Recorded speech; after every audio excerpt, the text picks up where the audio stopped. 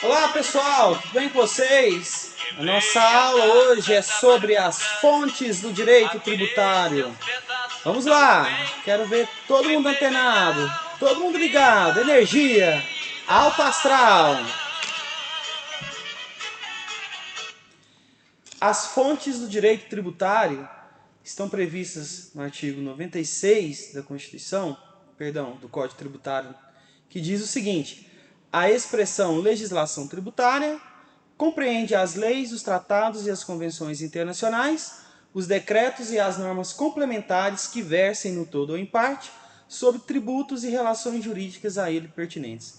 Então, olha só, aqui a gente tem a fonte formal, né? Fonte formal principal, que abrange Constituição, leis ordinárias, complementares e delegadas, tratados internacionais, decretos e medidas provisórias. Lembrando que em relação às medidas provisórias, há uma discussão na doutrina se elas podem versar ou não sobre direito tributário. Então, a maioria admite que é possível medida provisória em matéria tributária, justamente porque a medida provisória tem força de lei. As fontes formais secundárias, ou em outras palavras, as normas complementares previstas no artigo 100 do CTN, têm a função de complementar os tratados e decretos e as leis. Constituem-se fontes de menor porte, possuindo caráter instrumental e operacional. São exemplos de normas complementares as previstas nos incisos 1 ao 4 do artigo 100 do CTN. Os atos normativos, decisões administrativas com eficácia normativa, práticas reiteradas das autoridades administrativas, convênios, dentre outras. Fica a dica de leitura aí do artigo 100 do Código Tributário Nacional. O parágrafo único do referido artigo 100 diz que a observância das normas deste artigo não exclui a imposição de penalidades, cobrança de juros de mora e a atualização do valor monetário da base de cálculo do tributo. Nos casos de revogação da norma administrativa complementar, seja uma portaria, uma circular, dentre outras, torna-se obrigatório o recolhimento do tributo, porém estão excluídos da cobrança os juros, a multa e a correção monetária. Não é lícito punir quem obedecer ao comando de uma norma de entendimento dúbio se tal erro foi causado pela administração, cabendo a cobrança apenas do tributo sem acréscimos de juros, multa e correção monetária. Em matéria de fontes de direito tributário, lei complementar, tá, gente, que pode legislar sobre matéria tributária nos seguintes casos: dispor sobre conflitos de competência em matéria tributária, regular as limitações constitucionais ao poder de tributar, estabelecer normas gerais em matéria de legislação tributária, especialmente sobre definição de tributo, espécies tributárias, relação aos impostos discriminados na Constituição, os respectivos fatos geradores dos impostos, bases de cálculos e contribuintes, em relação à obrigação, lançamento, crédito, prescrição e decadência tributários. Tudo isso é matéria afeta à lei complementar. Lei complementar ainda poderá instituir regime único de arrecadação dos impostos e contribuições da União, Estados, Distrito Federal e municípios, observadas as limitações dos incisos 1 ao 4 do parágrafo único do artigo 146 da Constituição.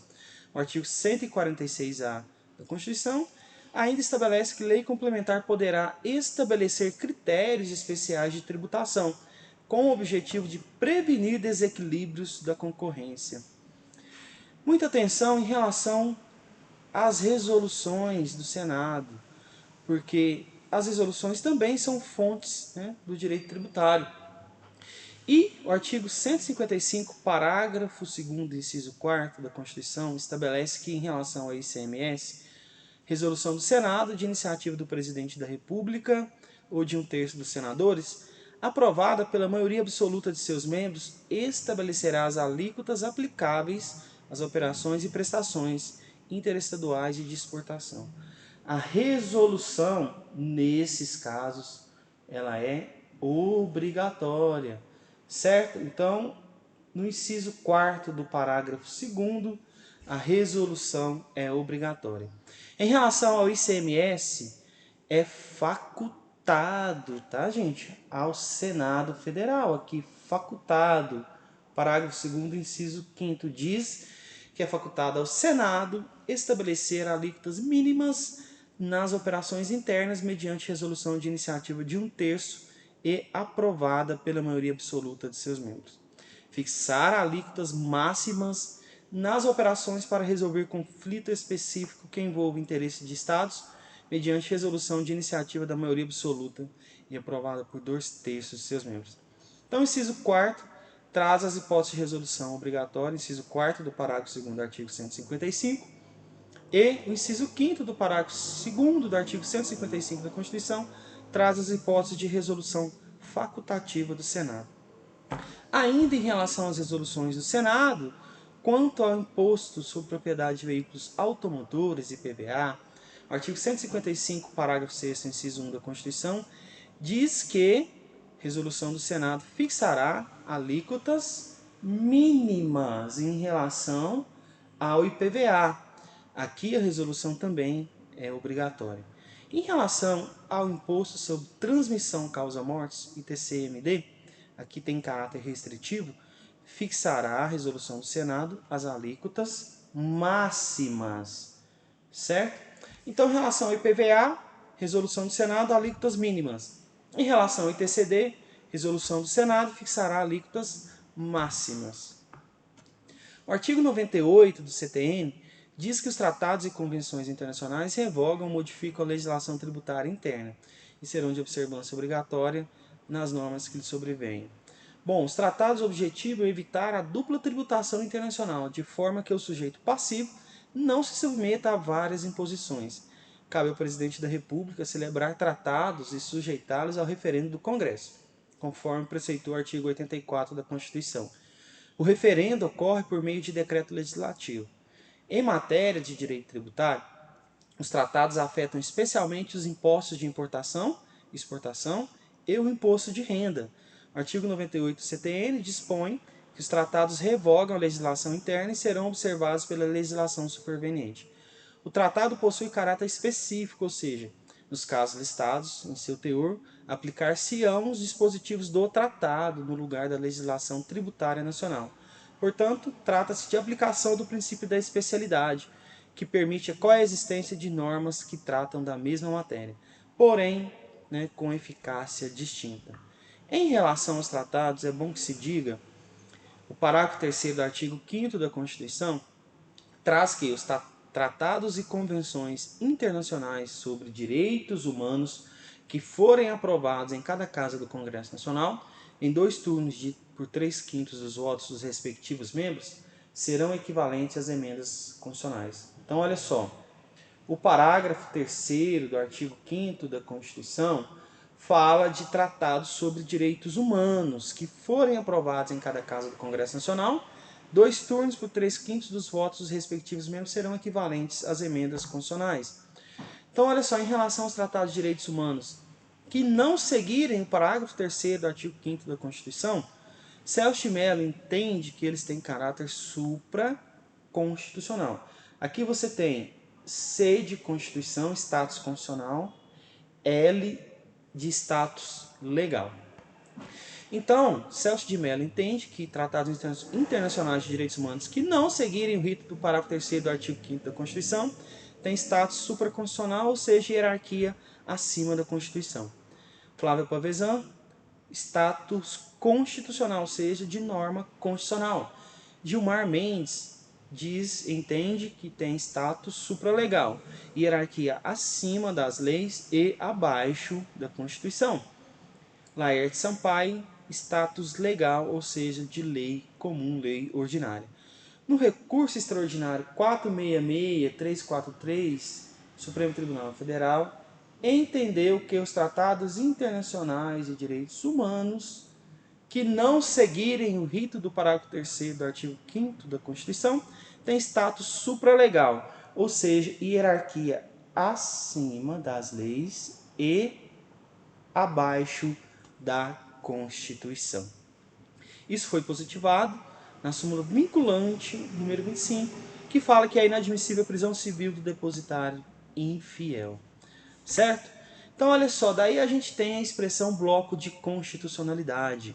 O bloco de constitucionalidade abrange normas constitucionais originárias, normas constitucionais derivadas, que são as emendas à Constituição e as emendas de revisão do artigo 3º da DCT, e as emendas constitucionais do artigo 60 da Constituição, tratados internacionais sobre direitos humanos que forem ratificados conforme preceitua o parágrafo 3º do artigo 5º da Constituição, dos princípios expressos e implícitos da Constituição.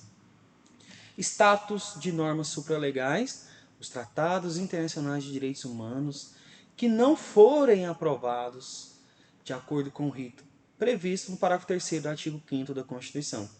Status de normas legais ou atos normativos primários. A gente tem as normas do artigo 59 e 69 da Constituição.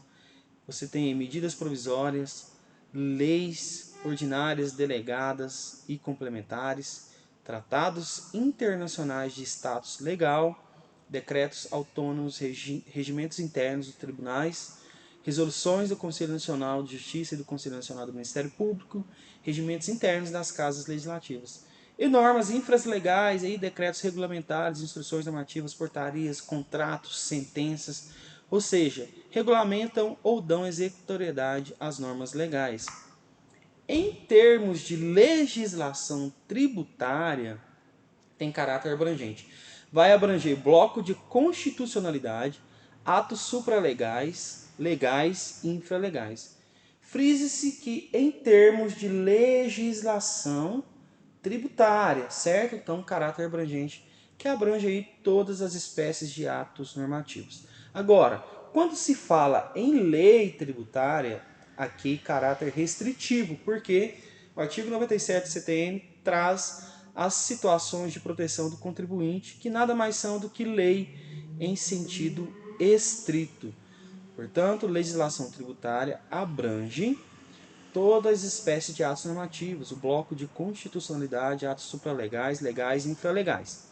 Agora, lei tributária, somente atos normativos primários, certo? Então a gente vai ter leis ordinárias, delegadas e complementares, normas da Constituição, emendas à Constituição e também aí tratados internacionais, sejam eles de status constitucional, de status supralegal ou de status legal.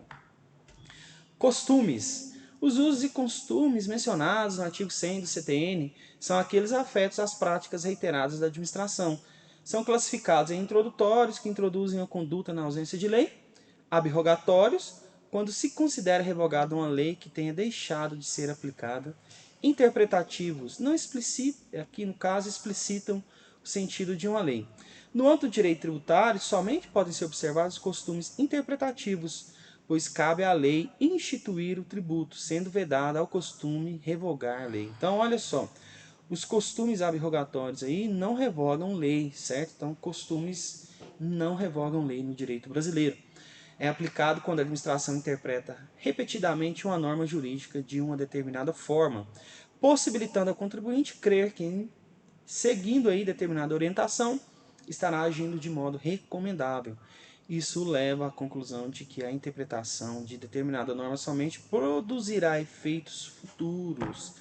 Olha só o julgado do Supremo Tribunal, do Superior Tribunal de Justiça, aplicando aí um costume no sentido de que presume-se a boa-fé do contribuinte quando este reiteradamente recolhe o ICS sobre sua atividade, baseado na interpretação dada ao Decreto-Lei 406 de 68 pelo município, passando a se caracterizar como costume complementar referida legislação. Se você gostou desse vídeo, deixe seu like, se inscreva aí no nosso canal, compartilhe, ative o sininho para receber os novos vídeos aí. Um abraço!